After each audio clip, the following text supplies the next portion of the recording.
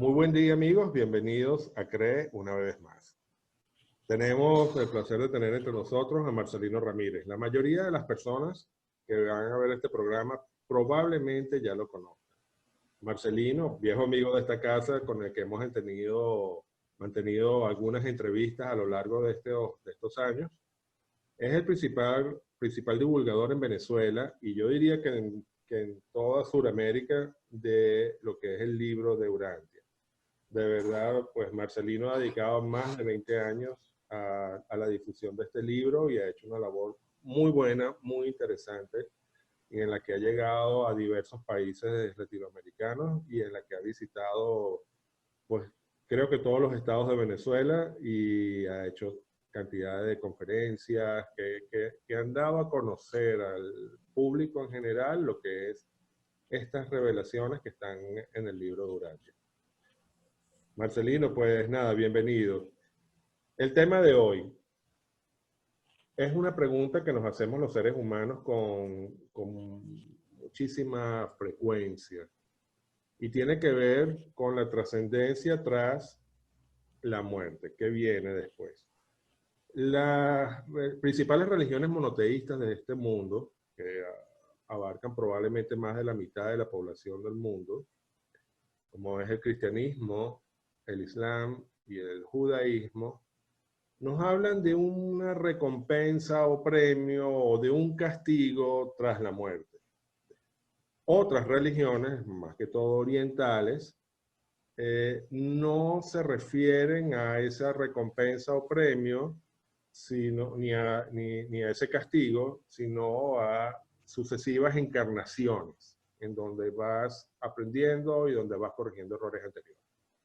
Pero yendo a nuestro tema, al lado occidental, de acuerdo a estas religiones, al cristianismo, al islam, al judaísmo, de acuerdo a estas religiones, pues los seres humanos al morir, dependiendo de cómo haya sido su experiencia y su comportamiento en esta vida, pues serán recompensados llegando al cielo, en donde ya viviremos eternamente, nos encontraremos con el Padre Universal. O si su comportamiento fue malo, si causaron mucho daño, si no tuvieron nunca fe, pues entonces lo que les espera es una especie de castigo o infierno y del que no saldrán jamás tampoco. De acuerdo al libro de Urantia, ¿qué podemos esperar tras la muerte? Bienvenido, Marcelino. Muchas gracias, Fernando. De verdad, en primer lugar, quiero dar infinitas gracias a Dios y a todo su equipo celeste. Y por supuesto, gracias a ti, Fernando, porque retomamos nuevamente esto que habíamos iniciado hace algún tiempo en Caracas. Ahora tú en España, yo acá en Venezuela, pues me alegra mucho que podamos reiniciar después de todas estas grandes pruebas con la pandemia del COVID y todas las demás dificultades que se han tenido en Venezuela y en los otros países, que podamos reiniciar nuevamente este ciclo de programas. Sí, efectivamente, Fernando, como tú dices, existe una cantidad de puntos de vista referente a lo que ocurre después de la muerte física. Y en el libro de Urantia tenemos una inmensa, pero inmensa bendición, porque tenemos una cantidad de detalles puntuales de qué ocurre una vez que partimos, ¿no? Y ya para hacerte una pequeña introducción, o algo muy breve, de manera que tú puedas de alguna manera ir puntualizando aquellos aspectos que consideres más importantes y claves para que la gente se motive con esto y tenga sobre todo un esclarecimiento cada vez mayor. Sí, efectivamente, dentro del ser humano existen 4 elementos fundamentales, que son el vehículo físico, el vehículo mental o la mente, el vehículo divino, que es un fragmento divino del Padre que llega cuando el niño o la niña tiene su primera decisión moral, es decir, cuando el niño o la niña deja de hacer algo o hace algo por fe. A partir de allí llega un fragmento o ha llegado un fragmento divino y ese es un tercer vehículo dentro del ser humano y por supuesto un vehículo que comienza a producirse desde la llegada de ese fragmento divino que se llama alma humana. El alma humana se produce por la cooperación del humano, por fe, del niño, de la niña, del joven, del adulto, del anciano, por fe, y el espíritu divino que llega. O sea, el papá del alma humana es el espíritu divino que llega a la mente de la criatura. Y la mamá... ¿Qué función tiene, Marcelino, ese espíritu divino? O sea, en qué consiste? Explícanos un poquito más el tema, porque puede haber gente que no conozca ese concepto y no se menciona en ninguna de estas tres religiones importantes monoteístas a nivel de nuestro planeta. ¿Qué es ese espíritu divino? ¿Cómo no, Fernando? Efectivamente, las distintas religiones, como tú lo mencionas, no dan detalle, Fernando, acerca del fragmento, el espíritu, pero sí más o menos dan a entender, especialmente el cristianismo, siempre nos habla de que Dios vive dentro de nosotros y que de alguna manera el Espíritu de Dios está dentro de nosotros y nosotros somos parte de Dios a través del Espíritu. Es decir, no hay detalles profundos sobre eso, pero sí, efectivamente, se comenta el hecho de que somos hijos de Dios porque de alguna manera somos casa, somos templo del Espíritu Santo, y el mismo apóstol Pablo pues lo repite en el caso de las cartas que envía al Nuevo Testamento. Sí, De efectivamente. hecho, creo que hay una frase, corrígeme si me equivoco, pero creo que hay una frase de los evangelios en la que le preguntan a Jesús o algo por el estilo, ¿dónde estaba Dios? Y él responde algo así como que no lo busques afuera si está, ¿por qué lo buscas afuera si está en ti? No estoy muy seguro si esa frase corresponde a alguno de los evangelios, pero tengo esa idea de que sí hay algo por el estilo, ¿no? Y que creo que se refería a ese tema en particular, ¿o me equivoco? Sí, efectivamente, Fernando, cuando el maestro habla del reino de los cielos, que él inaugura, ese reino de los cielos tiene que ver con ese espíritu dentro del hombre, o sea, el reino de Dios dentro de cada ser humano. Y entonces te iba a explicar precisamente lo que comentaste en el sentido de que existen, cuando uno le pregunta, por ejemplo, a un hermano que maneja la Biblia, que siempre se ha identificado con la Biblia, ¿cuál es el espíritu del Padre? Le dice, bueno, el Espíritu Santo. Y cuando se le dice, ¿cuál es el espíritu del Hijo? Entonces responde, el Espíritu Santo. ¿Y cuál es el espíritu del Espíritu Santo? O sea, la tercera persona, el Espíritu Santo. Entonces siempre existe la respuesta del Espíritu Santo, porque no hay esos detalles. En cambio, los reveladores en el libro Urantia dan esos detalles extraordinarios. Entonces, el Espíritu del Padre es un fragmento, inclusive el maestro en el Evangelio de Juan, capítulo 10, versículo 19 y 20, le expresa, no se preocupen ustedes por lo que van a decir cuando los vayan a juzgar, porque en esa hora no hablaréis vosotros, hablará el Espíritu de vuestro Padre en vosotros. Entonces, a él se refiere Jesús, y también lo menciona en el Evangelio de Juan, capítulo 14, versículo 23, cuando dice efectivamente que mi Padre y yo moraremos en cada uno de los creyentes, ¿no? Y ese de mi Padre y yo es porque hay un fragmento. Cuando, por ejemplo, la mamá de Fernando lo mandó a comprar 1 kilo de azúcar, Fernando dijo, no, mamá, tengo mucho frío, mande a Marcelino, yo soy hermano tuyo. Ahí está Marcelino. Pero Marcelino está ocupado, hijo, vaya, necesito el azúcar. Usted tiene 4 años, 9 meses de edad. Y entonces usted reflexiona, por primera vez dice, es malo desobedecer a mamá, se quita la cobija con mucho frío, dice, mamá, venga para traerle el kilo de azúcar. En ese instante lo hizo por fe, porque dijo, es malo desobedecer a mamá ante Dios. No lo hizo porque la mamá le iba a pegar, no lo hizo porque la mamá no le iba a dar el chocolate, lo hizo por fe, porque cree que es malo ante Dios. Y en ese instante recibió Fernando el fragmento divino del Padre. Y en ese instante comenzó Fernando a fabricar el alma. En ese instante cooperó la mente de Fernando por fe y el fragmento divino en ese momento llegó y se unió a Fernando. Y ese fragmento divino comienza a producir un alma que les comenté hace rato. La mamá del alma es la mente de Fernando que cooperó y el papá del alma es el fragmento divino del Padre que llegó a la mente de Fernando. Entonces, a partir de aquí, Fernando, comienzan esos 4 elementos que toqué al principio. Ya tú, como niño, comienzas a tener esos 4 elementos. Al principio eran 2, una mente ayudada por unos espíritus ayudantes de la mente, que después tocaremos un poco ese tema para ampliar, y un cuerpo ayudado por vitaminas y minerales, pero ahora te transformas en 4 elementos, te transformas en un cuerpo, en una mente, en un fragmento que te habita y en un alma que se inicia. Cuando la persona sigue cooperando con Dios por fe, para todos los pensamientos, para todas las palabras y para todas las acciones, esa alma va creciendo y también van creciendo algunos aspectos de la mente que tienen que ver con el discernimiento cósmico, que tienen que ver con la comprensión de la realidad universal.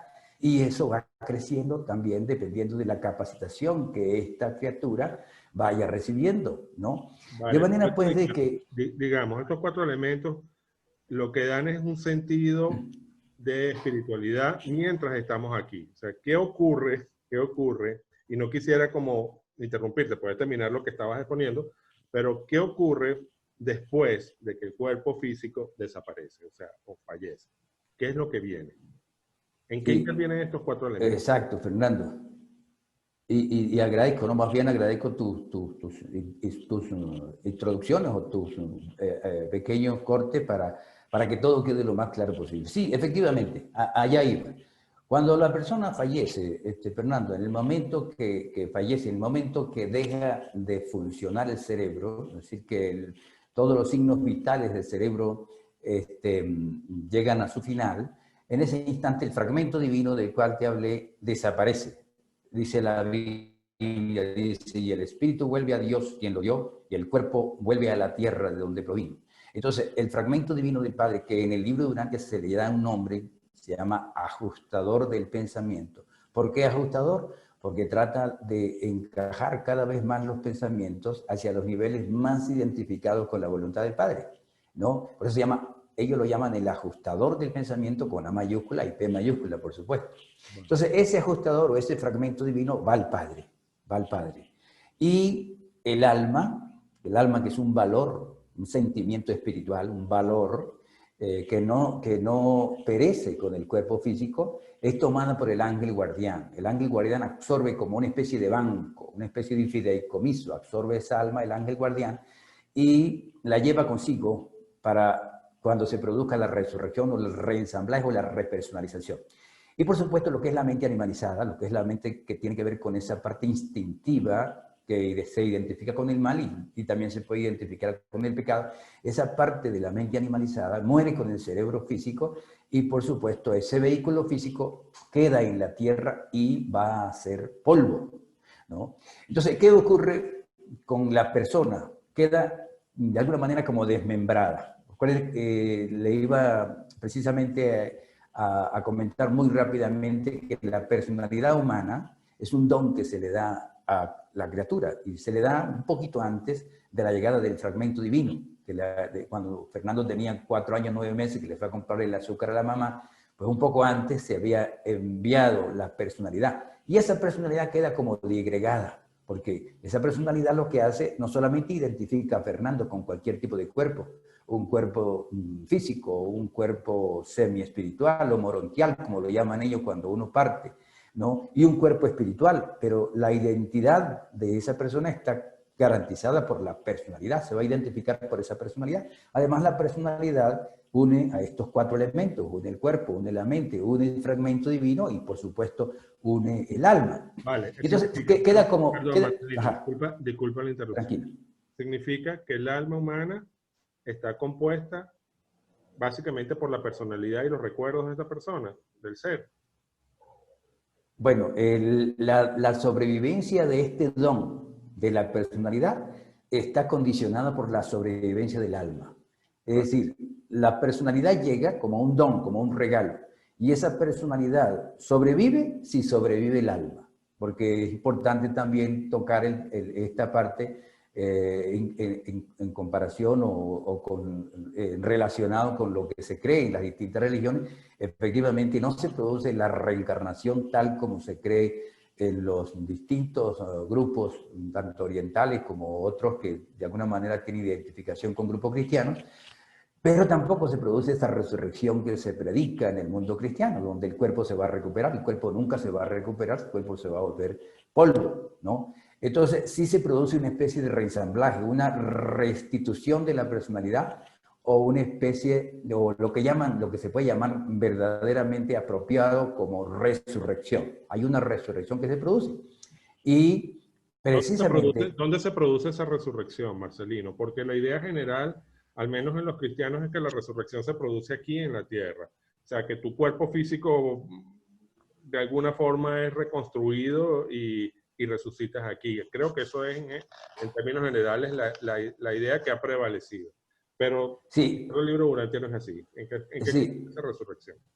efectivamente. La resurrección única que se produjo en el planeta, en nuestro planeta, que por cierto cósmicamente se llama Urantia, por eso es el libro de Urantia, el libro del planeta, entonces fue la de Jesús de Nazaret. Jesús de Nazaret fue el único que resucitó acá. Por supuesto, Urantia le da una cantidad de detalles a esta misión extraordinaria de este Hijo Creador que se encarna en Jesús. Y este Hijo Creador encarnado en Jesús es el único que resucita en el planeta. Las demás resurrecciones de todos los seres humanos se producen en el primer mundo de gloria. En el capítulo 14 del Evangelio de Juan, versículo 1, 2, 3, Jesús dice: no se turbe vuestro corazón. Vosotros creéis en Dios, debéis creer también en mí. En la casa de mi Padre muchas moradas hay. Iré a preparar lugar para vosotros y por supuesto para vosotras, para todas las mujeres. Claro. Para que donde yo estoy, también vosotros y vosotras estéis. Entonces, hay muchas moradas, Fernando, muchas moradas, pero hay 7 moradas fundamentales primarias que se conocen en el libro de Urantia como los 7 mundos de estancia. El ser humano se repersonaliza, se reensambla o resucita en la primera morada, en el primer mundo de estancia. Son mundos que están a unos cuantos años luz de acá, son mundos que se pueden llamar gloriosos, lo que llamamos gloriosos, pero están formados de realidades materiales, realidades intermedias entre lo espiritual y lo material, que ellos llaman realidad morontial, el morón de material y el tial de espiritual, realidad morontial, y realidades también espirituales. Entonces, allí, en ese primer mundo, hay unas salas de resurrección, y allí se resucita. Perdón, Marcelino, ¿cuánto tiempo pasa desde que la persona fallece hasta que es resucitada, o eso es inmediato?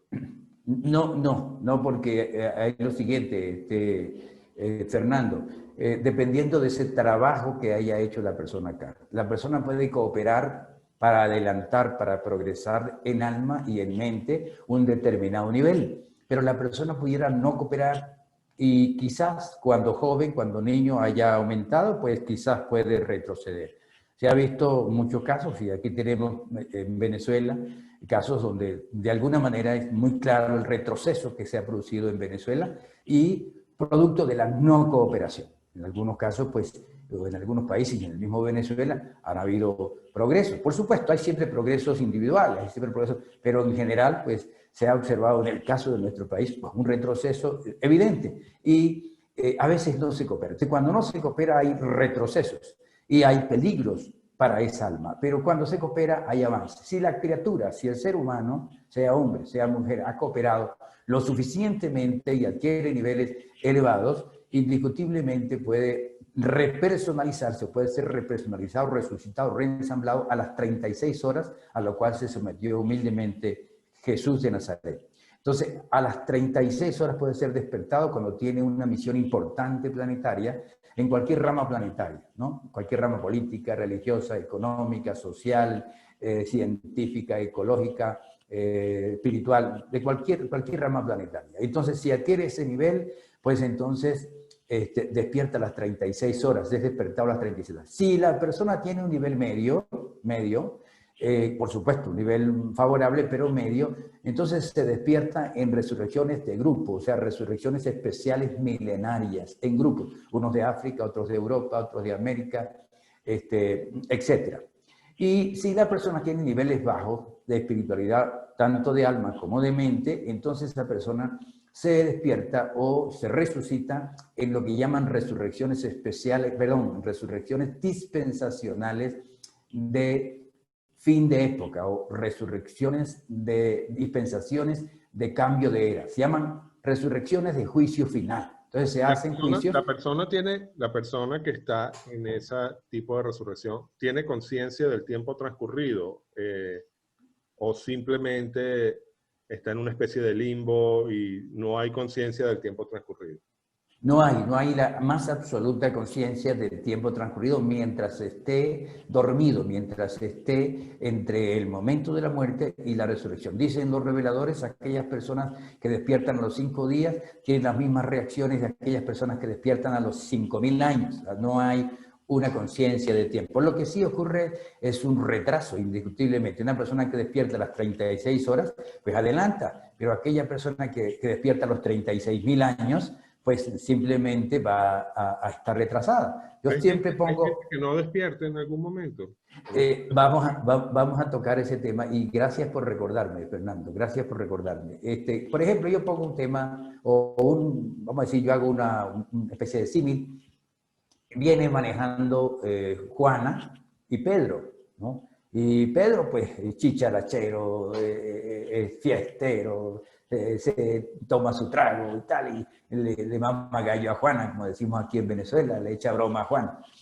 Y Juana muy entregada, con un verdadero grado de fe viviente en Dios, entregada a su misión tal como ella lo siente, pues.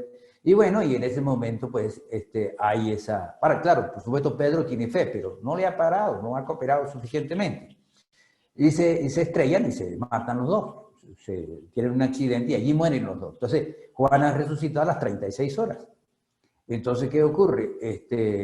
Y pregunta por Pedro. ¿Y Pedro? No, Pedro tiene que esperar. Ahora, ¿qué ocurre? Los cristianos, por supuesto, esperan el regreso de Jesús. Pero acá, de acuerdo a Urantia, pues sí, indiscutiblemente va a regresar, pero no tan temprano, ¿no? Probablemente, de acuerdo a algunos datos de los reveladores, no hay una época precisa, pero este pequeño servidor, Marcelino, piensa que no menos de 8.000 años, ¿no? Póngale que en 8.000 años, pues, se haga la resurrección dispensacional número 4, porque se han hecho 3 resurrecciones dispensacionales. Y entonces despierta en esa resurrección dispensacional, porque tiene un nivel bajo, Pedro, y pregunta, ¿y Juana? No, Juana está en el 7º mundo de gloria. ¿Y cómo que en el 7º? No fue ayer que nos matamos, no, hace 8.000 años que murieron. Entonces, allí hay una especie de retraso. Y la pregunta tuya, o la parte tuya puntual, en cuanto al peligro de poder perder el alma, indiscutiblemente. Dice el apóstol Pablo, cosa que se reafirma en la revelación, la paga del pecado es muerte, ¿no? Entonces, sí, efectivamente, cuando las personas se identifican con el ego, recordemos que dentro del ser humano hay 2 impulsos. Ese impulso del espíritu que llega y ese impulso del ego que viene con nosotros por herencia desde que el óvulo es fecundado por el espermatozoide. Entonces, cuando la gente se deja llevar por el impulso del ego, lo que mucho se observa en nuestros países, en particular en Venezuela. Entonces, ¿qué ocurre? Hay peligro de que el alma pueda llegar a perderse. El Apocalipsis, en el capítulo 20, explica claramente que dice, aquellos que no están inscritos en la vida, o en el libro de la vida, perdón, es porque han experimentado la muerte segunda, la muerte que es la muerte del alma. Sí, una criatura... Eso equivaldría en parte al concepto del infierno. Eso es... no ¿Existe o no existe, de acuerdo al libro de Urantia? No es equivalente al infierno, porque de acuerdo a los conceptos que se tienen de infierno, hay un sufrimiento en el infierno, hay una conciencia de sufrimiento en el infierno. Pero acá no hay ninguna conciencia. Una persona que, por ejemplo, un ser que se identificó con el mal, el espíritu del Padre, el espíritu del Hijo que le arropa, el Espíritu Santo que fluye en él, con sus 7 espíritus ayudantes de la mente y los ángeles, hicieron todo lo posible para que ese ser se identificara con la luz, pero no, él se identificó con la tiniebla, con el mal. Llegó un momento en que su alma llegó a 0 y él puede seguir viviendo, pero con un cuerpo simplemente tipo monstruo, o sea, nunca va a tener posibilidades de elegir lo bueno, siempre va a identificarse con lo malo. Y esa alma puede morir. Y una vez que el alma muere, sea que la persona esté viva, o sea que parta con el alma ya, o sin alma, ese ser jamás despierta, jamás es resucitado, jamás verá a su mamá, a su papá, a sus hermanos, a sus familiares, a sus amigos, y jamás verá al Hijo Creador encarnado en Jesús, jamás verá a Dios. Por esa razón, Fernando, es que es la importancia de dedicarse a esto como tú lo has hecho, como tantas personas lo tratamos de hacer, porque el plan divino es que todos seamos eternos, pero la eternidad hay que elegirla, Fernando. La eternidad no es una cuestión que se nos va a dar porque simplemente es el plan de Dios. No se puede obligar para ser eterno, esto es totalmente voluntario, hay que elegir. Y allí pues que con estos programas uno busca eso, que la gente tenga esa conciencia para que a su estilo, sea hindú, sea budista, sea judío, sea maometano, sea cristiano, bautizado o no, se deje llevar por ese equipo celeste que está dentro de él y que le impulsa para que coopere con sus buenos pensamientos, con sus buenas palabras, con sus buenas acciones, y de esa manera se garantice la continuación, bien sea el tercer día, bien sea al final del milenio, o bien sea al final del juicio, tal como lo comenté. Vale, Marcelino. Déjame ver una cosa. Bien, ya hemos, digamos, concretado algo, pero quisiera avanzar un poco más rápido en lo que es el camino, en lo que es el camino al paraíso, si existe ese camino, o si existe el paraíso. La persona fallece y es resucitada un tiempo después. Pueden ser unas pocas horas o pueden pasar miles de años hasta el final de una era, lo que llamamos el juicio final. Una vez que es resucitada o se resucita en lo que se llama, de acuerdo al libro Urantia, el primer mundo de estancia, que Juan lo nombra, habla de él en el Apocalipsis, si no me equivoco, ¿vale? Bien, en ese primer mundo de estancia, ¿qué hace uno? Ya ahí se consiguió con Dios, eso es el paraíso, ¿qué es lo que hay ahí y qué es lo que sigue a partir de ahí? Ok, es muy interesante, por ejemplo, tocar en la parte del tipo de vehículo físico que vamos a tener. El vehículo físico no va a continuar con nosotros, queda acá en el planeta, ya no va a sufrir enfermedades de cáncer, enfermedades de coronavirus, enfermedades de leucemia y otras tantas enfermedades, porque hay un vehículo que está entre el nivel del cuerpo del ángel, que es un cuerpo espiritual, y el nivel del cuerpo humano, que es un cuerpo carnal o material. Entonces, ese cuerpo que vamos a obtener se llama morontial. No hay una palabra en el diccionario, porque son conceptos que no se manejan en las filosofías todavía, pero ellos tratan de dar a entender que es un cuerpo que está entre el nivel espiritual y el nivel material, y por eso le ponen el nombre, o le colocan el nombre morontial. Este vehículo físico va de acuerdo al nivel del alma de la persona. Entonces, se prepara un cuerpo recién fabricado, un cuerpo morontial, llega el ángel guardián, devuelve los aspectos del alma a ese cuerpo, llega el fragmento divino, el que estuvo dentro de la mente de la persona que falleció, y se conecta a ese cuerpo, a la mente de ese cuerpo, y el ser humano despierta. Dice en la página 533 del libro Durante, dice, durante toda la eternidad jamás olvidaréis las profundas impresiones que recibiréis durante una de estas mañanas de resurrección. Una de las primeras actividades que uno va a realizar allá es ser asistente del ángel de la guarda. Uno incluso va a ver cara a cara el ángel de la guarda, que no pudo ver acá, que siempre estuvo a su lado, pero no lo pudo ver. De manera pues que va a ver cara a cara al ángel de la guarda, y además de eso va a conocer a algunas personas que hayan precedido la resurrección. Hay seres celestiales que le dan la bienvenida a uno. Y por ejemplo, Fernando, yo a veces comento eso, si usted por ejemplo quiere saber sobre aquel pelirrojo que tenía la lengua más suelta que una bandera que conoció por allá en No Venezuela, sé por qué ese usted... pelirrojo se refiere a Marcelino, pero está bien. Entonces, Si si quiero usted saber quiere sobre saber... Marcelino, vamos a ver. Marcelino va a tener que esperar un rato por mí, pero Entonces, si usted quiere saber de ese tal Marcelino, que hablaba como una bandera, ¿no? Entonces usted va a los archivos arcangélicos, y en esos archivos existen los archivos de las personalidades, y allí le dan la información dónde está o qué pasó con Marcelino. Entonces, es muy interesante. Una vez que tú llegas al primer mundo de estancia, allí se van a producir una cantidad de experiencias que van a estar destinadas fundamentalmente a superar todos aquellos aspectos que no logró Fernando, que no logró Marcelino superar en el planeta. Hay muchísimas deficiencias con las cuales llega uno en esos primeros mundos de estancia, deficiencias mentales, deficiencias espirituales, deficiencias incluso biológicas. Y todas esas deficiencias se intentan corregir de todas las maneras posibles en el primer mundo de estancia. Y una vez que tiene... Marcelino, Perdón, disculpa. ¿cómo no? Vale, vamos a continuar con la entrevista, pero quisiera hacer una breve pausa en este momento porque ya la entrevista empieza a ser demasiado larga y creo que vamos a tener que hacer el programa en dos partes. Vale, Ok. entonces, por los momentos, amigos, esta es la primera parte de esta entrevista y continuaremos con la segunda parte. Es decir, lo que nos ocurre desde ese primer mundo de estancia y el camino siguiente, qué es lo que nos espera. Vale, muchas gracias. Espero que se unan a esta segunda entrevista, que también seguiremos hablando del tema. Gracias. Gracias, Fernando. Vale.